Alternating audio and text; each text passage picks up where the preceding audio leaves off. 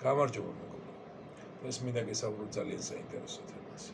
ეს მინდა ვისაუბროთ ისეთ კითხვებზე, როგორიც არის არსებობს თუ არა ღმერთი, არსებობს თუ არა სიცოცხლე სამყაროში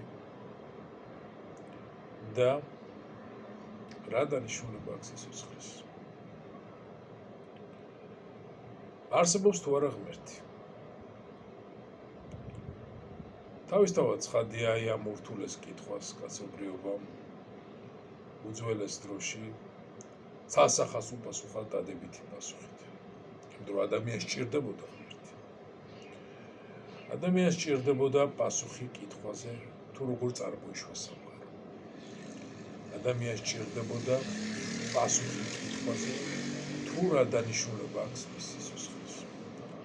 მაგრამ როცა ჩვენ ვსაუბრობთ თანამედროვე კოსმოლოგიაზე, მაშინ რა თქმა უნდა ღმერთის რელიგიური ინტერპრეტაცია არ გამოგვადგება. იმიტომ რომ რელიგიური ინტერპრეტაციის ღმერთი ფრიად მწირ სუსტ პერსპექტივას თავაზობს სამყაროს კოსმოლოგიური მოწყობის, იმიტომ რომ რელიგიური კოსმოლოგია ეს არის გეოცენტრული მოდელი, ეს არის ბრტყელი დედამიწა და ეს არის ღმერთი, რომელიც ხელმძღვანელობს ადამიანური ზნეობით, მორალით და ემოციებით. რაც ფრიად წინააღმდეგობაში მოდის მე მგონი უზარმაზარ სამყაროს რეალობასთან, სადაც ჩვენ სახეზე გვაქვს 200 გალაქტიკა, ტრილიონობით ვარსკვლავი და კვადრილიონობით პლანეტა.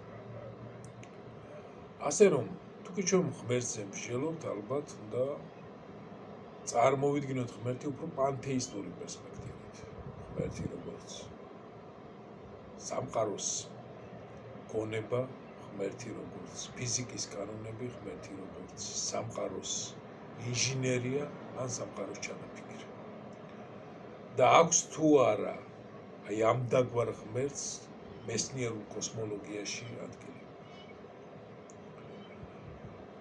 მეცნიერულ კოსმოლოგიაში ყველაფერზე გვაქვს ისე პასუხი, რომ მეცნიერება არ მიდის აი ესეთ ხელოვნურ ინჟინერიად. ღმერთი მაინც უფრო ფილოსოფიური კონსტრუქცია და ალბათ შეიძლება ითქვას, რომ ადამიანის მსჯელობის კომპრომისი. იმიტომ რომ ადამიანს ემოციურად ჭირდება ღმერთი. მეცნიერული კოსმოლოგია კი გვთავაზობს სამყაროს როგორც შემთხვევითობას. შემთხვევითობის შედეგს, რაც საკმაოდ რთული წარმოსადგენი არასასიამოვნო დასაჭერებელი ხო? მაგრამ როცა ღმერთს ვსვავთ ჩვენს კოსმოლოგიურ ინტერპრეტაციაში, სამყაროს ვანიჭებთ ეთქვა სულიერებას, ემოციურ იჯაჭვულობას, მიბმას და კავშირს. ამიტომ ღმერთი ჩვენ გვჭირდება, იმიტომ რომ სამყარო უფრო კარგად გავიგოთ. მას მივანიჭოთ რაღაცა ემოციური დატვირთვა. ასე რომ ღმერთი საჭიროა ადამიანისთვის. მისი დანიშნულება ალბათ უნივერსალურია, გამომდინარე ადამიანის ფსიქიკიდან. ადამიანის მსჯელობით აპარატში ღმერთი თავისთავადაა ჩადებული. და ჩვენს ფსიქიკურ მექანიზმში ღმერთი თავისთავად წარმოიშობა. ეს გამომდინარეობს იმ ფაქტიდან, რომ ადამიანი დროსილცით მიმართებას ხაზოვნად აღიქვამს და მას ჭირდება ყველა მოვლენაზე საწყისის ცოდნა, რომ რაიმე მოვლენას გამოუძებნოს დანიშნულება. და თუკი ჩვენ მოვაცილებთ საწყისის ცოდნას რაიმე მოვლენას, ადამიანი დაბნეულია. ადამიანს ეშინია იმ ნივთით თუ იმ რაღაცა მოვლენის სარგებლობის, რისი წარმომავლობაც არ იცის. თუკი თქვენს ხელში უცებ აღმოჩნდება რაიმე გაჯეტი, თქვენ არ გამოიყენებთ აი ამ გაჯეტს. სანამ არ გაიხსენებთ, როგორ აღმოჩნდა ის თქვენს ხელში. შესაბამისად, ცოდნა საწყისისა ეს არის ჩვენი მსჯელობითი მექანიზმი და ღმერთი სწორედ აი ამ მსჯელობითი მექანიზმის შედეგია. ანუ ჩვენ გვჭირდება ეს. ახლა მეორე უაღრესად მნიშვნელოვანი საკითხი.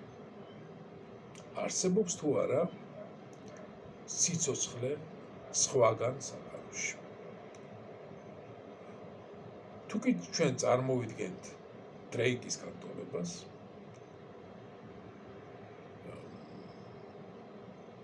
აღმოვაჩენთ ერთ საინტერესო ფაქტს, რომ მზის ოჯახში არაფერი ისეთი განსაკუთრებული არ ხდება, თუ არ ჩავთვლით, რა თქმა უნდა, განსაკუთრებულ ფაქტს, რომ სწორედ მზის ოჯახში არის ჩვენთვის ცნობილი ერთადერთი სიცოცხლის ფორმა, თავისთავად ციურ სხეულებში არაფერი განსაკუთრებული არ ხდება. ჩვენ გვაქვს აბსოლუტურად ჩვეულებრივი მზე, ჩვენ გვაქვს აბსოლუტურად საშუალო ზომის მზე, თავის საშუალო ზომის მასით, საშუალო მასით მაბათეთ. ფრიად გავრცელებულია ის ფაქტიც, რომ ვარსკვლავს აქვს თავისი პლანეტარული ოჯახი. ფრიად გავრცელებულია ის ფაქტიც, რომ კლდოვანი პლანეტა მოძრაობს ეგრეთ წოდებულ Goldie Zone სარტყელში, ანუ იქ, სადაც არც ცხელა და არც ცივა, და ფრიად გავრცელებულია ისეთი პლანეტები, სადაც არის წყალი. შესაბამისად, რაღაცა განსაკუთრებული თვითონ აი ამ მზის ოჯახში თუ კი არ ხდება და ჩვენ გვაქვს სიცოცხლის დადასტურებული ფაქტი, უთვალავ ვარიანტს შორის სავსებით შესაძლებელია, რომ სხვაგანაც იყოს სიცოცხლე. მაგრამ სანამ ჩვენ დადასტურებულ ფაქტს არ აღმოვაჩენთ, მანამდე ჩვენ არ გვაქვს არავითარი უფლება, რომ მტკიცებითი ფორმით უკვე ვამტკიცოთ, რომ სხვაგანაც არის სიცოცხლე აუცილებლად. არა, ამისთვის საჭიროა ფაქტი. მეცნიერებას სჭირდება ფაქტი. ანუ რაც ჩვენ არ ვიცით, თუ კი მას ვავსებთ დაუშვათ სპეკულაციით, ჩვენ არ მსჯელობთ მეცნიერულად.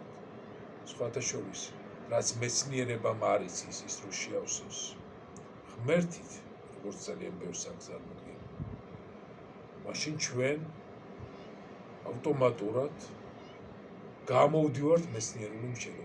მეცნიერება ეს არის მხოლოდ და მხოლოდ ფაქტების მეთოდოლოგია. და თუ კი ჩვენ მსჯელობთ მაინც სიცოცხლის ფორმაზე, ჩვენ ახლა სიცოცხლის შესაძლებლობაზე, ჩვენ მაშინ შეგვიძლია მხოლოდ და მხოლოდ გადავიშვათ ფილოსოფიაში და არა მეცნიერულ მსჯელობაში.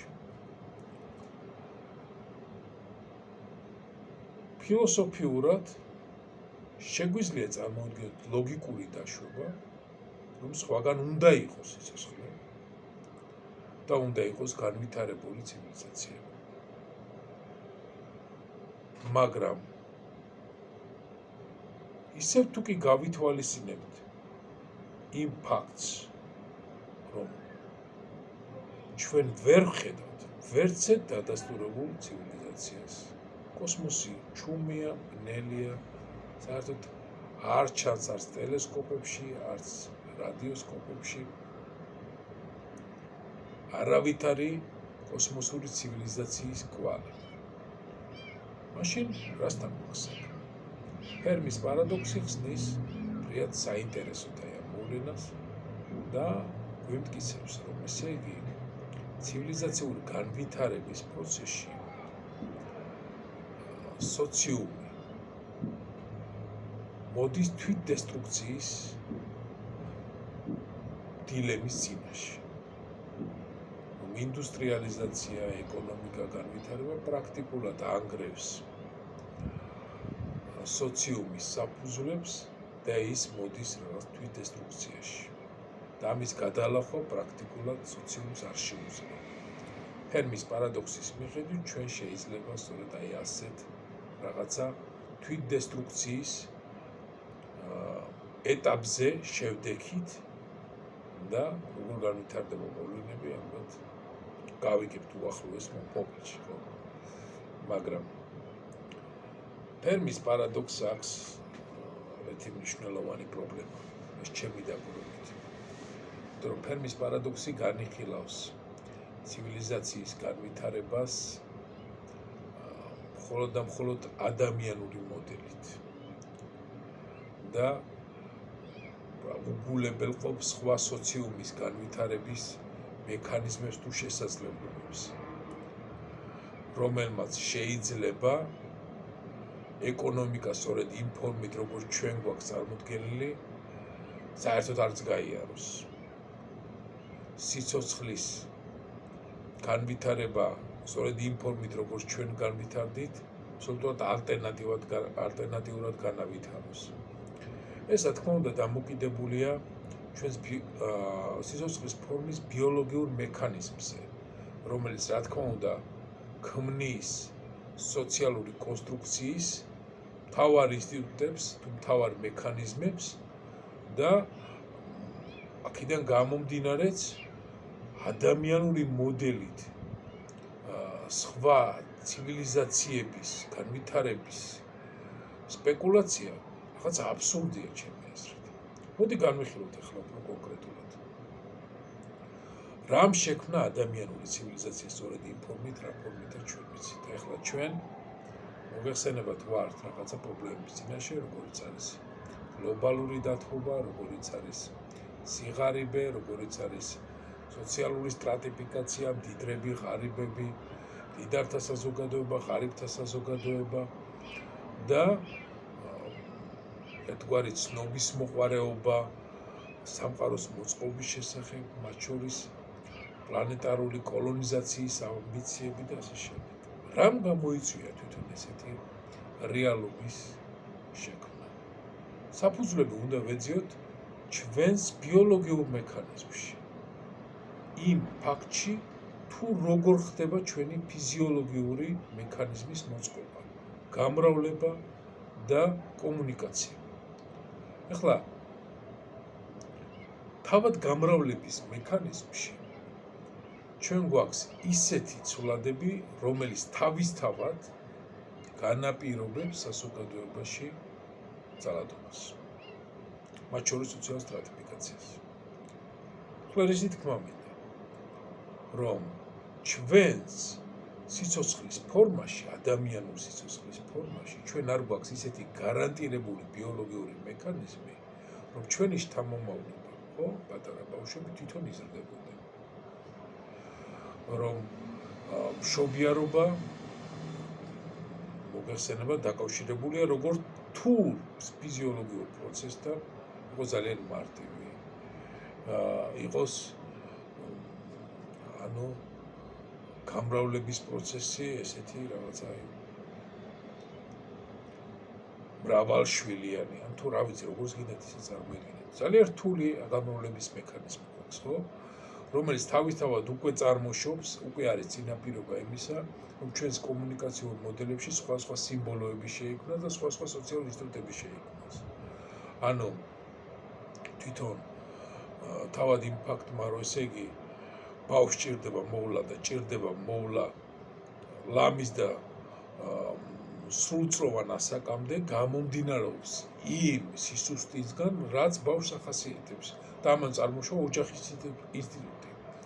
ჩვენ ვიცით ჩვენს ფაუნაში, რომ სხვა სიცოცხლის ფორმები, სხვა ზუსტწოვრები ესე არ ზრუნავენ საკუთარ შვილებს. იმიტომ რომ ისინი გაცილებით უფრო ჯანსაღი, ასე თქვა, შთამომავლობით აგზელებენ ცხოვრებას. ჩვენ კი არა, ჩვენ სუსტები ვართ. თვითონ სექსუალური ინსტინქტიც და სექსუალური ინსტინქტის დაკმაყოფილებაც დაკავშირებული არის მოპოვებასთან. აი ამ მოპოვების მექანიზმს აქვს შეჯიბრებითობის პრინციპი. ჩვენ არ უთანხმდებით ერთმანეთს, ჩვენ არ უთმობთ ერთმანეთს ფერტილულ ქალებს, ან არ უთმობთ, ქალები არ უთმობენ ერთმანეთს, მამაკაცებს. ეს შეჯიბრებითობის პრინციპია. და რაში მდგომარეობს შეჯიბრებითობის პრინციპი? რატომ არის შეჯიბრებითობის პრინციპი? იმიტომ რომ ჩვენ არასრულყოფილი, არაგარანტირებული გენური კაპიტალი გვაქვს თითოეული ინდივიდს. და აქედან გამომდინარე ადამიანს უძველესი მექანიზმიდან გამომუშავდა გადარჩევის პრინციპი. ანუ სწორედ აი ამ გადარჩევის პრინციპიდან გამომდინარე ჩვენ გვაქვს ლამაზი მდედრის და მიმზიდველი მამრის გამოყოფის პრინციპი. და რა არის ამის მთავარი ჩანი? სილამაზე. სილამაზე როგორ? სიმეტრიის საქმით და არა მხოლოდ სიმეტრიით, სილამაზე გარკვეულწილად ერთგვარი ნიშანია გენეტიკური კაპიტალის. და აქედან გამომდინარე ჩვენ ვიბრძვით ყველაზე სრულყოფილი გენეტიკური კაპიტალის მქონე ინდივიდებისთვის. და ეს თავისთავად ქმნის უკვე იმ შეჯიბრებითობის პრინციპს, რომელიც ჩვენს სიცოცხლის ფორმაშია, ჩვენ სოციუმშია. და აქედან გამომდინარე ადამიანური სოციუმი არის მოძალადე და ერთმანეთს არაფერს არ უთმობთ და ერთმანეთს ვეჯიბრებთ. ეხლა თუკი ჩვენ წარმოვიდგენთ სხვა სოციუმის შექმნის მექანიზმს, რომელსაც აბსოლუტურად განსხვავებული ასე ვთქვათ მექანიზმები აქვს, მაშინ საერთოდ ჩვენ ვაცილებთ ცვლილებიდან ძალადობის აუცილებლობას, შეჯიბრებითობის აუცილებლობასაც კი. ჩვენს ფაუნაში არსებობენ ისეთი სიცოცხლის ფორმები, რომელსაც სახე არ აქვს. მე გულისხმობ სახეს აი ამ სიტყვის პირდაპირ მნიშვნელობით. ანუ ინდივიდები, სიცოცხლის ფორმები ერთმანეთისგან ფიზიკურად არ განირჩევიან. და ხა თუკი ჩვენ ვსაუბრობთ უსასრულო სამყაროს და უსასრულო სიცოცხლის ფორმების ვარიაციებზე, რატომ გინდათ რომ წარმოიდგინოთ მაინც და მაინც ისეთი სიცოცხლის ფორმა, რომელსაც აქვს სახე, რომელსაც აქვს სექსუალურობა, რომელსაც აქვს მიმზიდველობა, რომელსაც აქვს სექსი და რომელსაც აქვს შეჯიბრი. ეს ხო აბსურდია. და აქედან გამომდინარეც ინდუსტრიალიზაციაც, ეკონომიკაც თვითონ აი ამ შეჯიბრებითობის პრინციპიდან არის გამომდინარე. ჰომო ფაბერი, ადამიანი მწარმოებელი, როგორც კარლ მარქსმა თქვა, არის გამომდინარე არა იმ პარადოქსიდან, რომელიც მან ისტორიიდან, არამედ იმ აუცილებლობიდან, იმ გარდაუვალი შედეგიდან, იმ გარდაუვალი პირობიდან, ადამიანის სიცოცხლის ფორმაში დევს არასრულფასოვნება და არასრულფასოვნება იწვევს შეჯიბრის.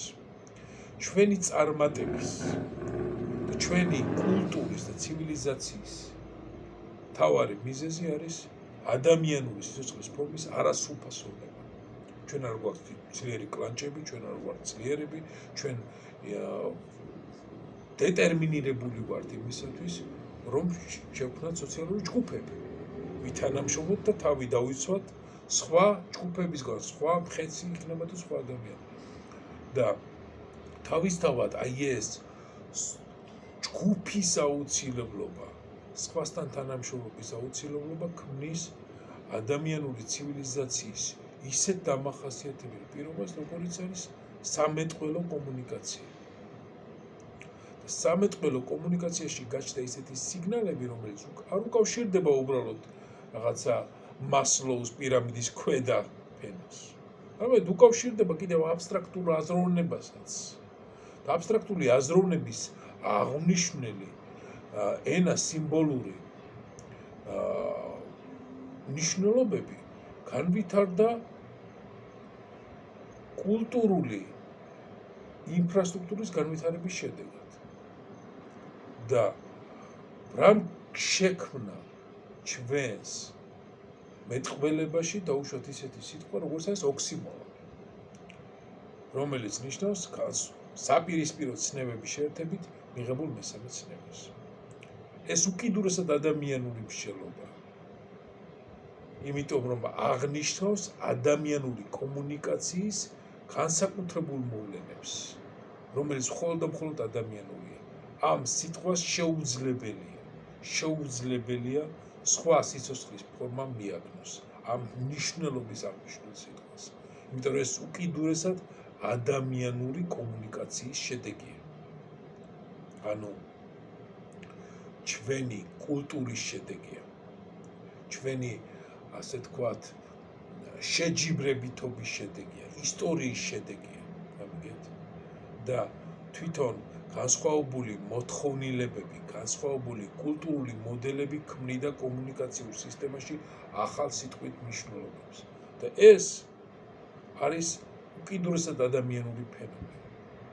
და როცა ჩვენ ვსაუბრობთ სხვა სიცოცხლის ფორმებზე, მაშინ უნდა გავითვალისწინოთ კიდევ ისეთი კომუნიკაციური შესაძლებლობები, როგორიც არის ასე თქვათ ულტრაბგერა, როგორც არის ფერომონებით საუბარი, საკომუნიკაცია და ასე შემდეგ. რაც ჩვენ ასე თქვა ჩვენთვის ცნობილ სიცოცხლის ფორმებში ვიცით და კიდევ რაც არ ვიცით, ეს ხო არ ვიცით. და ეხლა რაც უფრო ესეთი ნიშნებია, ხო? ეხლა თუ კი წარმოვიდგეთ დაუშვათ ისეთ გონიერ სიცოცხლის ფორმას, რომელიც ულტრაბგერით ან ფერომონებით ცვლიან ერთმანეთთან სიმბოლოებს, მით უფრო წარმოუდგენელია, რომ ესეთმა სიცოცხლის ფორმამ მივიდეს აბსტრაქტულ აზროვნებამდე. მაგალითად დაუსვა საკუთარ თავს კითხვა, როგორ წარმოიშვა სამყარო. იმიტომ რომ როგორ წარმოიშვა სამყარო კითხვა, ეს კითხვა არის ჩვენი კომუნიკაციური სისტემის შედეგი. ეს კითხვა ვერ წარმოიშვება დაუშვათ ფერომონებით, ბგერებით და სხვა ესეთი სიმბოლური მნიშვნელობებით არსებულ კომუნიკაციურ მექანიზმში. გამიგეთ? ეს აბსტრაქტული მსჯელობის მექანიზმი, ეს ისეთი კომუნიკაციაში, რომელშიც შეიძლება წარმოიშვას სიტყვა ოქსიმორონი. ეხლა ჩვენ თუ კი ვსვავთ კითხვას, სად არის სხვა ცივილიზაციები და რატომ არ გვესმის, რატომ ვერ ვხედავთ მას? მე მიმაჩნია, რომ არასწორ კითხვას ვსვამთ. მე მიმაჩნია, რომ აი ამ მსჯელობაში ჩვენ არ ვითვალისწინებთ ჩვენს სოციოლოგიას, ადამიანის სოციოლოგიას. თუ როგორი უნიკალურია ადამიანური სოციუმი. და აი ამ უნიკალურობამ ჩვენ მიგვიყვანა სამყაროს ცნობის მოყვარებამდე. ეს ცნობის მოყვარება შეიძლება სხვაგან არც გაჩნდეს. დროს სივცითი აღქმა, როგორც ჩვენ გვაქვს ხაზოვანი დროს სივცითი აღქმა, შეიძლება სხვა სიცოცხლის ფორმაში აბსოლუტურად განსხვავებული იყოს. და მას საერთოდ არც კი გაუჩნდეს, ანუ კითხვა თუ მოთხოვნილება, რომ მან შექმნას ინტერპლანეტარული ცივილიზაცია. კიდევ ერთი უაღრესად მნიშვნელოვანი თემა, რომელიც მე წეღან აღვნიშნე და არ განვავითარე, ეს არის სიცოცხლის ფორმის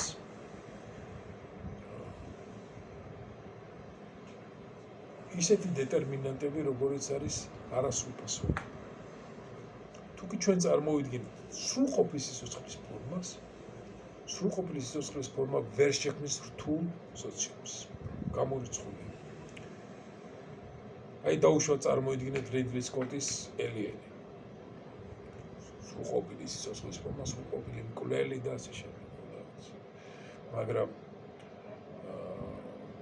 თელს აი ამ სრულყოფილებაში მივიღეთ ყველაზე არასრულყოფილი, უბრალოდ პრიმიტიულად მოაზროვნე არსება, რომელიც თავარი მოთხოვნილება არის მკვლელობა. მკვლელობა რისთვის არ ვიცით, ეხლა იქ რა მოტივებია კონკრეტულად იმ მკვლელობაში, როგორც არის არ ვიცი, ტერიტორიის მონიშნა თუ ასე შემდეგ, მაგრამ თავარი რაც არის ის, რომ რაც უფრო ძლიერია ბიოლოგიური მექანიზმი, მას უფრო ნაკლებად ჭირდება თანამშრომელი. რაც უფრო ნაკლებად ჭირდება თანამშრომელი, მით უფრო ნაკლებად ვითარდება საკომუნიკაციო მექანიზმი. ესე იგი, თუკი ჩვენ საუბრობთ და უშვებთ შესაძლებლობას, რომ ცივილიზაციები, გონიერი ცივილიზაციები სხვადასხვა არსებობენ, მაშინ გონიერი ცივილიზაციები უნდა იყვნენ ისეთივე არასრულყოფილი სიცოცხლის ინჟინერით მოწყობილი, როგორც ჩვენ ვართ. ანუ მათი სიცოცხლე უნდა იყოს ხანმოკლე, როგორც ჩვენი. თორედ ხანმოკლე სიცოცხლე ჩვენ გვაიძულებს, რომ ვიყოთ შემოქმედები. იმიტომ რომ განსხვავებულ სიცოცხლის ციკლებში ჩვენ გვაქვს მოსასწრები რაღაც. და განსხვავებული ასაკით გვაიძულებს სხვადასხვა ქცევითი მოდელებს შეუსაბამოთ ჩვენი ქცევა. ჩვენ რო გქონდეს 1000 წელი რესურსი, ხო? მთელი ჩვენი კულტურა იქნებოდა აბსოლუტურად განსხვავებული. სანიშნავს იმას, რომ უფრო განვითარებული იქნებოდით თამაშობ. ანუ დაახლოებით იგივე მექანიზმი უნდა იყოს, მაგრამ რა თქმა უნდა იგივე სიცოცხლის ფორმა არა, მაგრამ მთავარი პრინციპი ეს უნდა იყოს ის, რომ ესე იგი განვითარებულ ცივილიზაციას უნდა ქონდეს ისეთი ხელის კიდურები, როგორც არის წერათითი, რომელსაც აქვს უნარი რომ შეცვალოს გარემო და ის უნდა იყოს სუსტი. ის არ უნდა იყოს ძლიერი, ის არ შეიძლება რომ იყოს ძლიერი, წინააღმდეგ შემთხვევაში ვერ შექმნის ცივილიზაციას, ვერ შექმნის სოციუმს. ეხლა კიდევ ერთი საინტერესო მომენტი. ჩვენი მსჯელობიდან მესამე კითხვა, როგორც არის, რა დანიშნულება აქვს ამ შემთხვევაში სიცოცხლეს? სიცოცხლის დანიშნულება, ადამიანური სიცოცხლის დანიშნულება, ცივილიზაციის დანიშნულება, ეს არის ათვისება. როგორც ფრიდრიხ ницშემ დაგვარიგა, ეს არის ცივილიზაციის ძალაუფლების ზრდა. ანუ ჩვენ წარმატებით ვითვისებთ თუ ვანგრევთ დედამიწას, ეს კიდევ მომავლის გასარკვევის საკითხია, მაგრამ ეს არის ის როლი, ის მექანიზმი, ის პრინციპი, რითაც გამოირჩევა ადამიანური ცივილიზაცია. და თუკი ჩვენ წარმოვიდგენთ ღმერთის მოდელში საერთოდ სამყაროს, და აი ამ მოდელში თუკი ჩვენ უფრო დიდის ნაწილი ვართ, ვიდრე ეს მხოლოდ ერთი შეხედვით ჩანს, რომ მხოლოდ ჩვენ ერთადერთი ვართ, მაშინ ჩვენი დანიშნულება არის ცნობის მოყვარეობა. ჩვენი დანიშნულება არის ზრდა, ათვისება, შეცვლა, დაქვემდებარება. ჩვენ ვართ მოძალადე სიცოცხლის ფორმა. ეს მექანიზმი დევს და ჩვენ არ უნდა უარყოთ ჩვენი ბიოლოგიური მექანიზმი. ჩვენი ბიოლოგიური მექანიზმი არის სწორედ ათვისება. მაგრამ თუკი ღმერთის ჩანაფიქრი არსებობს, ჩვენს ბიოლოგიურ მექანიზმში ასევე არის ჩადებული სულიერება და ზნეობა, რომელიც გარკვეულ ტოლერანტობას და გარკვეულ შემოქმედებითობასაც გულისხმობს. ეს არ არის ათვისება დესტრუქციისთვის, ეს არის ათვისება შექმნისთვის. ისე რომ ადამიანური ცივილიზაციის დანიშნულება ეს არის შექმნა და ეს არის უფრო დიდის ტოლვა ვიდრე ჩვენ ეს დღეს გვაქვს. ისე რომ აბსოლუტურად ჯანსაღი ამბიციებია. მარსის კოლონიზაცია ჯანსაღი ამბიცია არის, მთვარის კოლონიზაცია და ასე შემდეგ. და ყველა ის ადამიანი, რომელიც ფიქრობს, რომ ჩვენ მხოლოდ ჩვენს დედამიწას და ჩვენს სიცოცხლეს უნდა მივხედოთ, ის პრაქტიკულად უარყოფს ადამიანური ცივილიზაციის მთავარ ფუნქციას. ეს არის ეგოიზმი, ეს არის ძალიან, ასე ვთქვათ, ცხოველური პერსპექტივა, რომ ჩვენ ვარსებობთ არსებობისთვის, არა, არსებობისთვის ჩვენ არ ვარსებობთ. ჩვენ ვარსებობთ შექმნისთვის. მაშასე, ეს იყო ჩემი დღევანდელი მსჯელობა, დისკუსია და მედია საინტერესო იყო და რაღაც კითხვები გაგიშთა და თუ გაგიშთათ დამისვით სიამოვნებით უპასუხებ. მადლობას მოგახსენებთ ყურადღებისთვის. მომავალ შეხვედრამდე.